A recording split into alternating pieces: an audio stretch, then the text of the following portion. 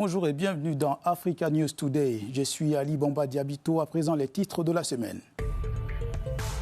La tension monte au Cameroun en attendant les résultats de la présidentielle du 12 octobre dernier.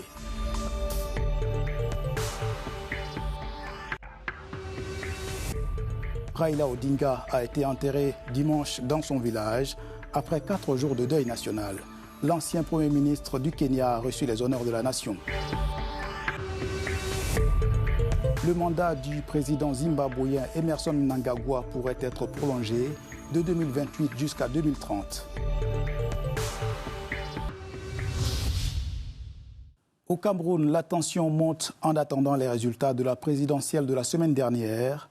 Aucune annonce officielle pour l'instant, mais déjà le candidat Issa Chiroma Bakary, principal challenger du président Paul Biya, se déclare vainqueur à travers des procès-verbaux qu'il a publiés sur les réseaux sociaux. Alors que le Cameroun est suspendu à la publication officielle des résultats du scrutin présidentiel du 12 octobre dernier, Issa Chiroma Bakary, candidat du FSNC, multiplie les déclarations publiques. Monsieur le Président sortant Paul Biya,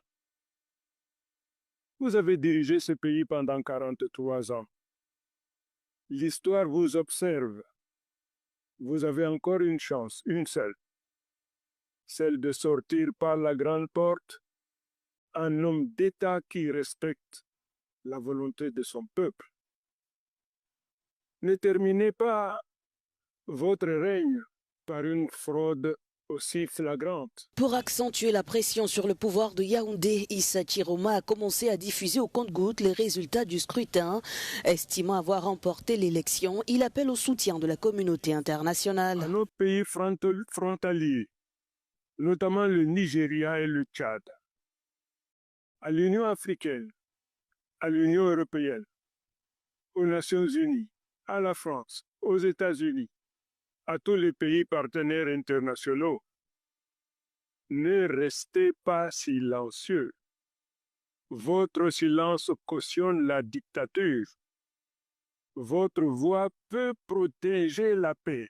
L'ancien ministre de la Communication en rupture avec le RDPC s'est adressé au Conseil constitutionnel.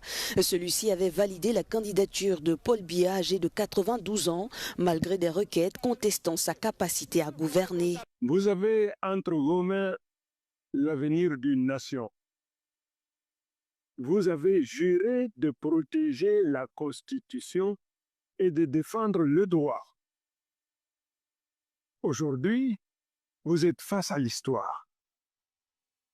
Vous pouvez soit valider la vérité des urnes et donner au Cameroun le changement pacifique qu'il réclame, soit cautionner la fraude et précipiter notre pays vers des lendemains incertains. La proclamation officielle des résultats a été décalée de quelques jours. Elle est attendue pour ce jeudi. Au Kenya, Raila Odinga a été conduit dans sa dernière demeure dans son village. L'ancien Premier ministre de ce pays d'Afrique de l'Est est décédé le mercredi 15 octobre en Inde. Après 4 jours de funérailles nationales, l'homme politique et ancien candidat à la présidence a reçu les honneurs dignes de son rang. L'ancien Premier ministre kényan Raila Odinga a été inhumé dimanche dans sa résidence familiale dans l'ouest du Kenya. Décédé à l'âge de 80 ans en Inde, il a reçu les honneurs militaires dont une salve de 17 coups de canon avant d'être enterré aux côtés de son père, Oginga Odinga, héros de l'indépendance et premier vice-président du Kenya. Raila Odinga laisse derrière lui son épouse Ida et leurs 3 enfants, Rosemary, Riley Jr. et Winnie.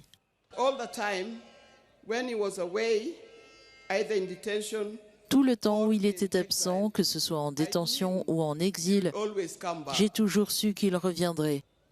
Cette fois-ci, il me faudra le rejoindre là où il est parti. Car il ne reviendra plus. Mais son esprit, lui, demeure vivant.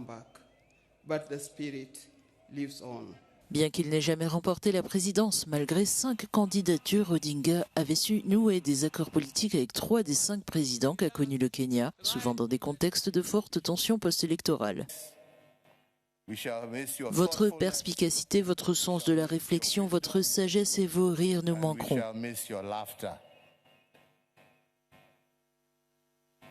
Vos actions demeureront, elles vous survivront et nous nous en souviendrons. Je formule le vœu que ces actes et ces engagements restent présents dans nos mémoires. Nous continuerons à vivre en prenant exemple sur notre ami et notre frère. Ainsi, adieu à l'honorable Raila Amolo Odinga, adieu mon frère, adieu mon ami. Le président William Ruto a réaffirmé son engagement à respecter le pacte signé avec Odinga plus tôt dans l'année, un accord qui avait permis d'apaiser les tensions politiques après des mois de manifestations violentes.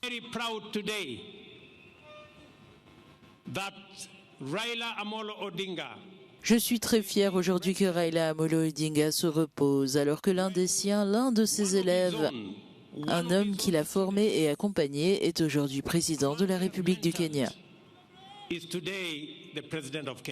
La dépouille de Raila Odinga a été accueillie jeudi dernier à Nairobi par des milliers de personnes venues lui rendre hommage. Au cours des 3 jours suivants, 4 cérémonies de recueillement public ont rassemblé des foules immenses. Ces rassemblements ont malheureusement été marqués par des bousculades ayant causé la mort de 5 personnes et fait plusieurs centaines de blessés. Au Zimbabwe, la ZANU-PF, parti au pouvoir, a lancé une procédure parlementaire afin de prolonger le mandat du président de la République jusqu'en 2030. Emerson Mnangagwa est au pouvoir depuis 2017 et son deuxième mandat est censé se terminer en 2028.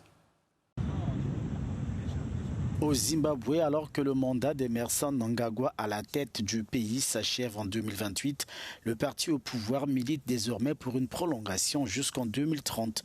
Le projet dévoilé le week-end par la ZANU-PF doit passer par une révision de la Constitution. Les alliés du président zimbabwéen ont dans la foulée demandé au ministre de la Justice d'entamer la procédure nécessaire. Mais l'idée fait déjà polémique jusqu'au sein même du parti au pouvoir. Une contestation interne menée notamment par les proches du vice-président Constantino Chiwenga. L'opposition zimbabwéenne abonde dans le même sens et menace déjà de saisir la justice. Emerson Mnangagwa, 83 ans, au pouvoir depuis 2017, effectue son deuxième et dernier mandat à la tête du Zimbabwe, selon la Constitution. Du football à présent, le Maroc célèbre son sacre en finale de la Coupe du Monde des moins de 20 ans. Les Lionceaux de l'Atlas sont champions du monde après leur victoire 2-0 aux dépens de l'Argentine. C'est le premier titre de la compétition pour les Marocains, mais le deuxième pour l'Afrique, après celui du Ghana en 2009. Le Maroc remporte pour la première fois le mondial des moins de 20 ans. Loin d'être les favoris, les jeunes Marocains se sont pourtant imposés 2-0 contre les Argentins. Dans les rues de Rabat et de plusieurs autres villes marocaines, les supporters brandissaient des drapeaux pour exprimer leur fierté et leur joie. Nous sommes très heureux et fiers de l'équipe nationale marocaine des moins de 20 ans, les Lionceaux de l'Atlas. Ils ont fait un grand match, les joueurs ont été excellents. Nous tenons à remercier les joueurs Zabiri et Mahama, ainsi que l'entraîneur Wabi. Nous sommes fiers de cette génération. Mon fils aussi joue au football et j'espère qu'un jour, il sera l'un des Lionceaux de l'Atlas. Le Maroc poursuit ainsi la dynamique observée lors du Mondial 2022 au Qatar, où l'équipe nationale a atteint la 4e place, devenant ainsi la première équipe africaine à être en demi-finale d'une Coupe du Monde de football. J'ai adoré l'ambiance et je suis fière de mon pays, le Maroc. J'ai été ravie de cette victoire. C'est une grande victoire, d'autant plus que nous avons battu l'Argentine. Le pays s'apprête désormais à recevoir les équipes venues du continent africain à l'occasion de la Coupe d'Afrique des Nations du 21 décembre 2025 au 18 janvier 2026. Et comme chaque semaine dans Africa News Today, voici quelques dates clés à noter. La 4e conférence internationale sur la santé publique en Afrique se tiendra du 22 au 25 octobre à Durban, en Afrique du Sud, sur le thème « Vers l'autonomie pour atteindre la couverture sanitaire universelle et la sécurité sanitaire en Afrique ». Les résultats de l'élection présidentielle du Cameroun sont attendus pour ce 23 octobre. Le vote s'est tenu le 12 octobre dernier avec une 8e candidature du président sortant Paul Biya. Le samedi 25 octobre prochain, près de 8,7 millions d'électeurs sont appelés aux urnes pour le premier tour de la présidentielle en Côte d'Ivoire. 5 candidats sont en lice, dont le sortant Alassane Ouattara qui brigue un 4e mandat. L'ancien Premier ministre du Mali, Moussa Mara, connaîtra son sort le 27 octobre, soit un mois après son procès. L'ancien chef du gouvernement est poursuivi pour atteinte à la crédibilité de l'État, opposition à l'autorité légitime et diffusion de fausses informations, selon la justice malienne. C'est la fin d'Africa News Today. À la semaine prochaine pour une nouvelle édition. Pour plus d'informations, restez sur Africa News et africanews.com.